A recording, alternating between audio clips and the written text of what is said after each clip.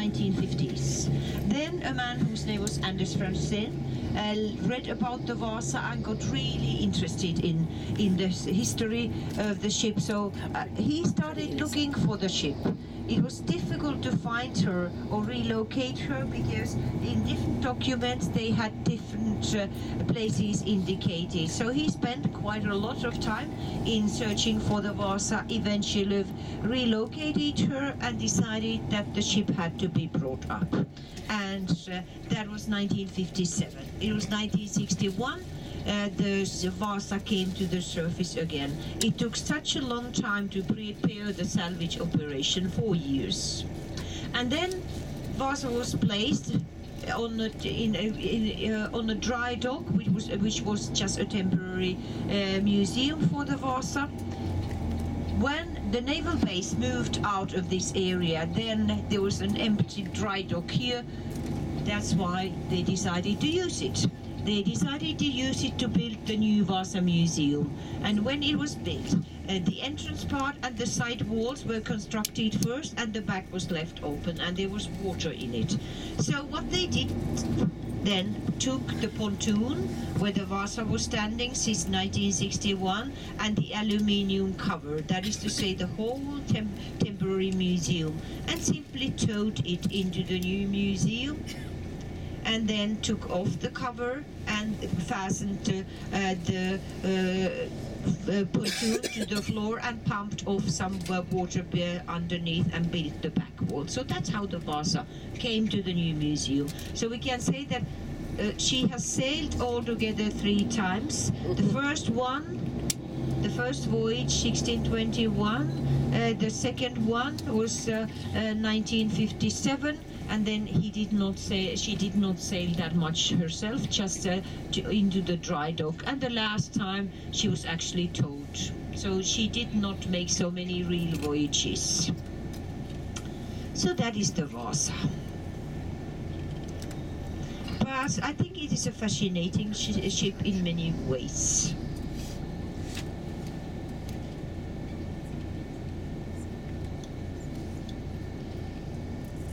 We will now bring you into the inner part of Östermalm in front of us. This is the fashionable part.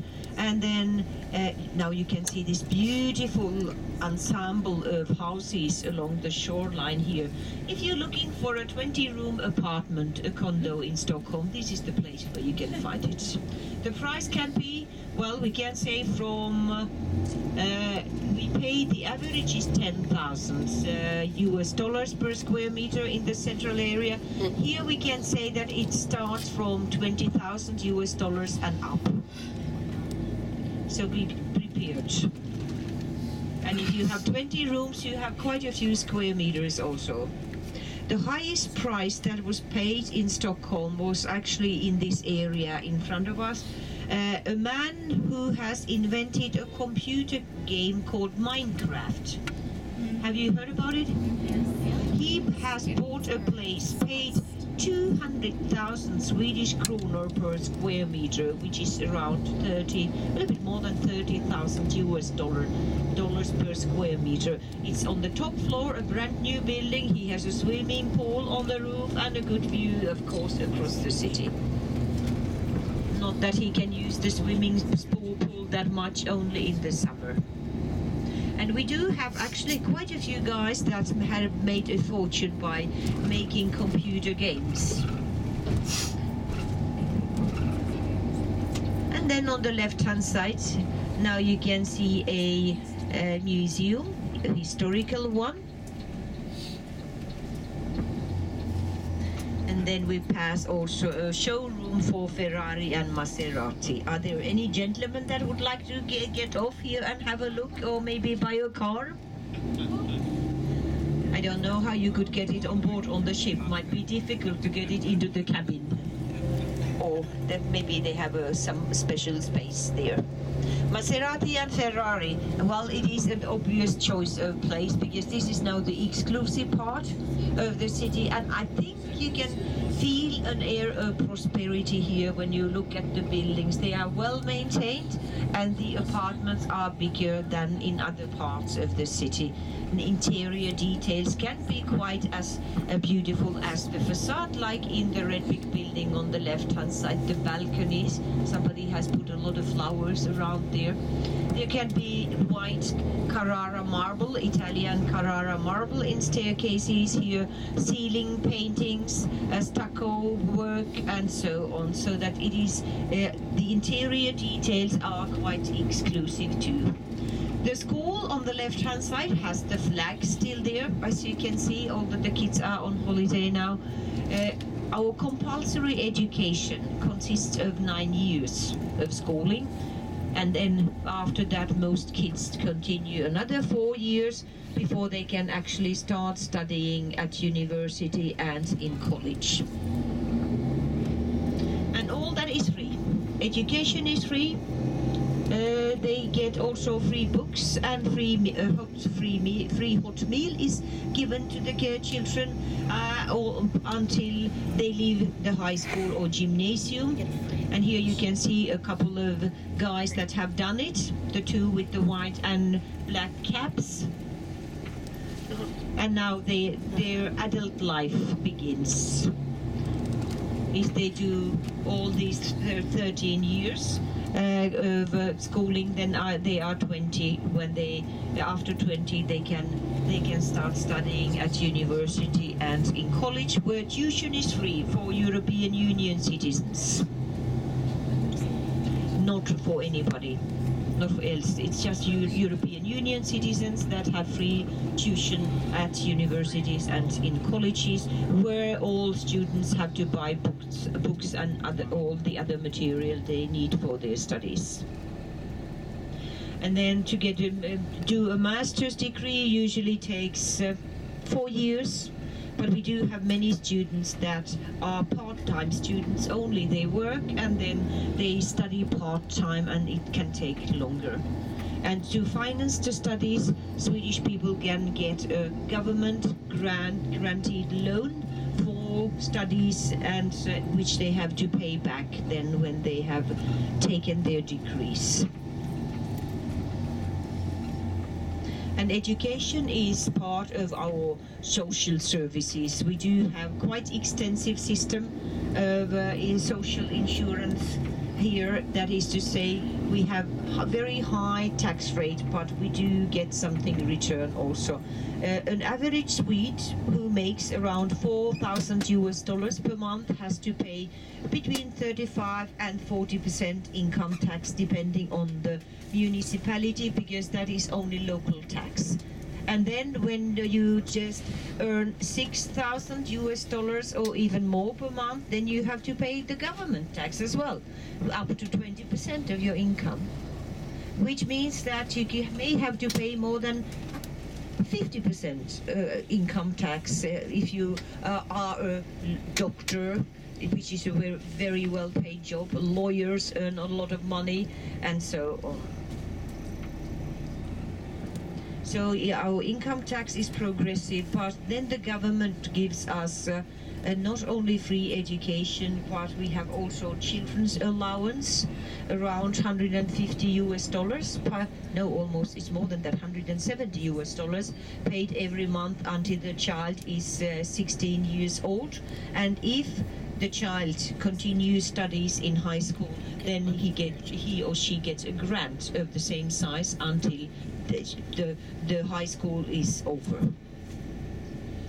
Medical care is subsidized by the government. We do have to pay certain amount of the cost, but only a very tiny part of it. It's subsidized by government. Dental care is free for kids under 18. Adults pay, but they get also subsidies from the government. Pensions are paid by the government, so is the parental leave for the parents when they have a child. Then the parents can share a parental leave of 13 months, and that parent that is minding the child gets 85% of the salary is paid by the government if it's the normal salary. If it's higher, then they get less, of course. And now many employers actually give another 10% to the parents. There are 2 months compulsory for the father and mother. The rest of the period they can share between them as they wish. Does it sound weird? No, it sounds wonderful. Wonderful that the fathers have to stay at home 2 months. What about the male guests here? Nobody said anything. You don't dare, I think. But I think we think so, that it's good for the baby also to get contact with the father when the child is small, not only when they start talking and walking and all that stuff as it used to be. So it's good. And some parties, political parties, would like to have it half and half, but there is no law passed on that yet. This summer, the fashion is like this. The girl who crosses the street is a very good example. They have boots, bare legs. I wonder if they have socks. We cannot see them, but I mean, it looks a little bit strange. Maybe when it is 20-25 degrees Celsius and they have maybe a very short skirt and then bare legs, but they are wearing boots. But maybe it's the fashion. Well, here is a building with a flagpole now on the left-hand side. That's the Nobel Fund headquarters. The Nobel Fund is an extremely wealthy fund, and they don't like to spend so much of the capital in the fund for prizes. It's the interest usually that is presented as prizes. And they get donations every year also for millionaires and from people that want to be there as a guest to the Nobel banquets. I know there is a Swedish millionaire who actually donated 10 million Swedish kronor, more than one Nobel Prize, to the Nobel Fund, and now he eats every year a Nobel dinner. Oh, I hope he will get many invitations every year, many years ahead, so that he will get something for the money. And now we are back in the square, which is the center of nightlife. And you can see it's quite busy already, and will get busier and busier in the evening. Many of the nightclubs actually have an age limit which is lower for girls than boys. It can be 20 for girls and 25 for men before they get in. They say that girls mature earlier, so that's why. And if you want to buy alcoholic drinks in these special shops that belong to the government, you have to be 20 years. If you want to buy hard liquor, you can buy, the slight beer, very light beer in grocery stores when you are 18. And Absolut vodka is not Swedish anymore. I hope you are not badly disappointed to hear that. It has been sold to a French company called Pernod, but it is still made in Sweden. I think that's the main thing. I think it has been elected as the most popular vodka in the United States, is it? Yeah, they have all kinds of tastes. They have blackcurrant vodka and lemon and, I don't know, raspberry and whatever. So they do have a lot of different tastes in it. But we don't drink so much of it ourselves now. We have become wine drinkers and beer drinkers here. That is to say, we have become more continental, so that we go out every night now, instead of doing it only on Wednesdays and Fridays and Saturdays. Yeah, that is true. People like to maybe go out and take a beer after work and so on. So that has changed.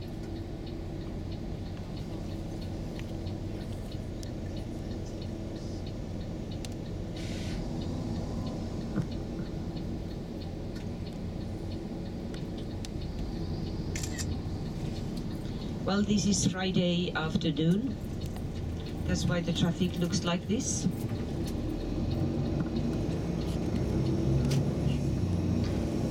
And I would like to ask you now, how much free time would you like to have in the old town? Lots. Have you any idea? As much as possible. As much as possible, okay.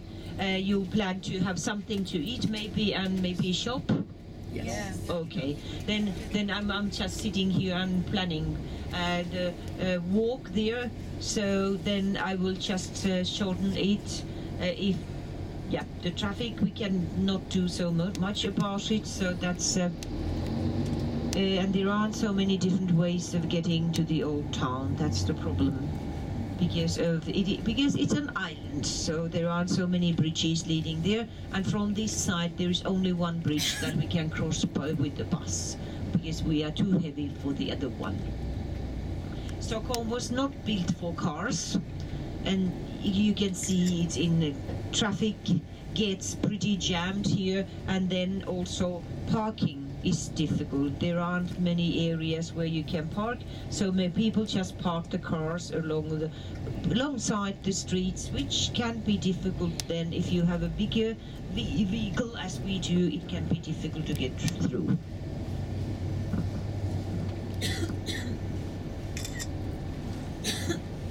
Luckily the old town is a pedestrian zone. That means that there should not be that many cars. Driving a car is not allowed there after 11 o'clock. Oh, what is going on here? And then deliveries have to be made before 11 o'clock and so on.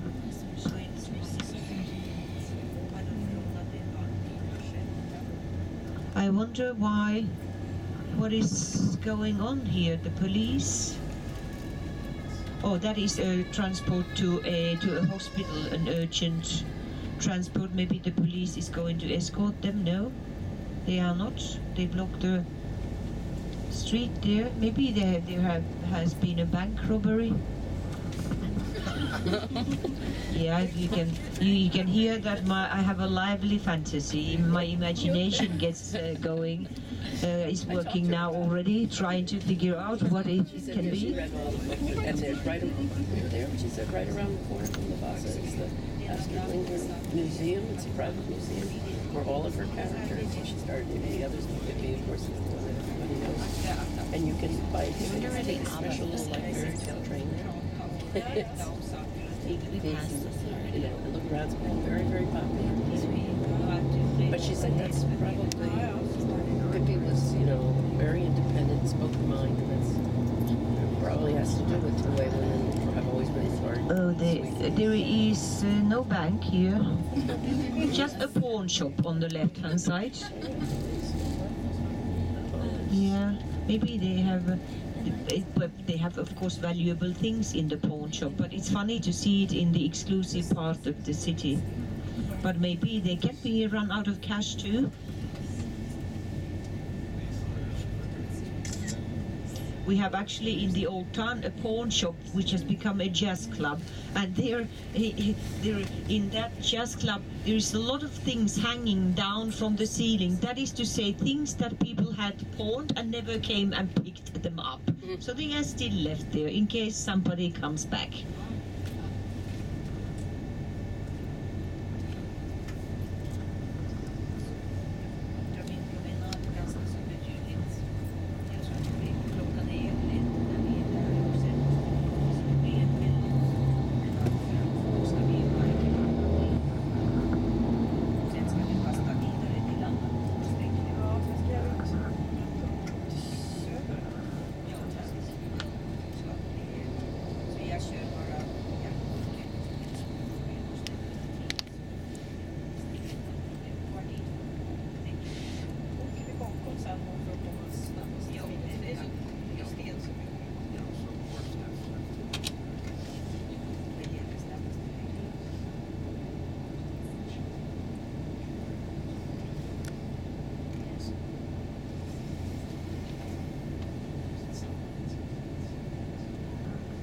Well, when you look at the people here, I think you can see that Sweden is a multi-ethnical country. There are many different nationalities, and our driver looks very Swedish with that blonde hair and blue eyes. I think you had blue eyes, don't you? Yes. So that she looks very Swedish, but we do have many people with brown eyes as, nowadays too. So that's it's not really the blonde, blue-eyed girl, Swedish girl that is typical in the future. And it's, you know, everything is global now, and we are in the European Union, where with 26 other countries. So that's it's okay. So that's now we have free labor market in the European Union, which means that people can move around a lot.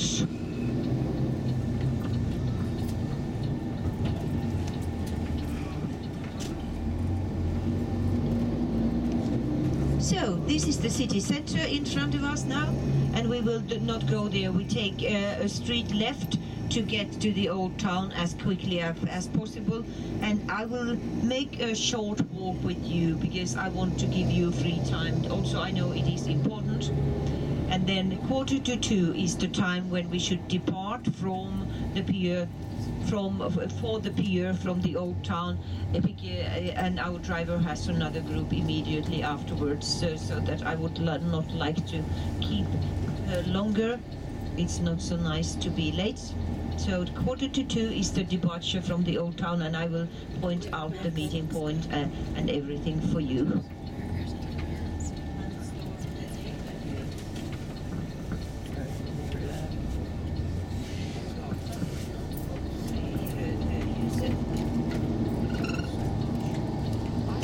Kungsrekorden, the Royal Gardens on the right-hand side, is a very popular park. Quite a lot of people like to spend sunny days there. There are many restaurants and cafes and bars there now too.